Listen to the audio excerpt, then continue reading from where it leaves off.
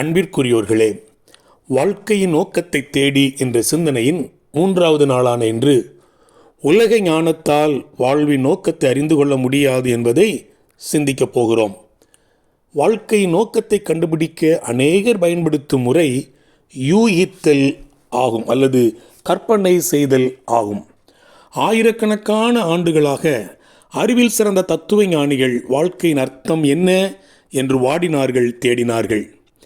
வட இல்லினாய்ஸ் பல்கலைக்கழகத்தைச் சேர்ந்த அறிவர் ஹக் மூர்கெட் என்ற தத்துவ பேராசிரியர் ஒருமுறை உலகத்தில் உள்ள தலை சிறந்த 250 தத்துவ ஞானிகள், விஞ்ஞானிகள், எழுத்தாளர்கள் மற்றும் அறிவில் தேறினவர்களுக்கு எழுதி கேட்ட கேள்வி என்னவென்றால், வாழ்க்கையின் அர்த்தம் என்ன? அவர்களுடைய பதில்களை ஒரு புத்தகமாக வெளியிட்டார். ஆனால் அது மிகவும் சோர்வுக்குள்ளாக்கியது. இந்த சிறந்த ஞானிகளில் சிலர் மிகச்சிறந்த யூகங்களை பதிலாக எழுதியிருந்தனர். அவர்களில் சிலர் இப்போதுதான் அதை கண்டுபிடிக்க ஆரம்பிக்கிறேன் என்றும், சிலர் அதை பற்றி எதுவும் தெரியவில்லை என்றும் ஒத்துக்கொண்டனர். உண்மை என்னவெனில், ஏராளமான ஞானிகள் அறிஞர் ஹக் மூர்கெட்டிடம் மறுபடியும் எழுதி, வாழ்க்கையின் நோக்கத்தை நீங்கள் கண்டுபிடித்தால் எங்களுக்கு சொல்லுங்கள் என்று எழுதினர்.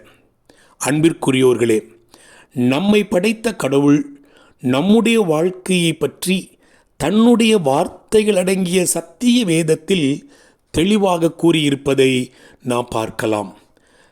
கடவுள் நம்மை இருட்டில் விட்டுவிட்டு நாம் தடவி தடுமாறி திரிவதை பார்க்கிற ஆண்டவர் அல்ல. வேதத்திலே நம்முடைய வாழ்க்கையின் நோக்கங்களை அவர் வெளிப்படுத்தி இருக்கிறார்.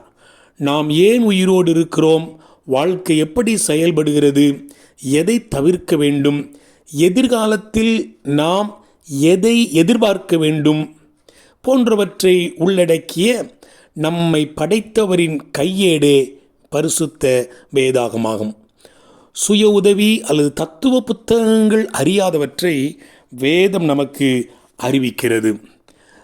1 கொரிந்தியர் 2ஆம் அதிகாரம் 6ஆம் 7ஆம் வசனம் இதை நமக்கு சொல்லுவதை பார்க்கலாம். தேறினவர்களுக்குள்ளே ஞானத்தை பேசுகிறோம், இப்பிரபஞ்சத்தின் ஞானத்தை அல்ல, அழிந்து போகிறவர்களாகிய இப்பிரபஞ்சத்தின் பிரபுக்களின் ஞானத்தையும் அல்ல. உலக தோற்றத்திற்கு முன்னே தேவன் தம்முடைய மகிமைக்காக ஏற்படுத்தினதும் மறைக்கப்பட்டதுமாயிருந்த இரகசியமான தேவ ஞானத்தையே பேசுகிறோம் என்பதாக. வாழ்த்துக்களுடன், ஜார்ஜ்.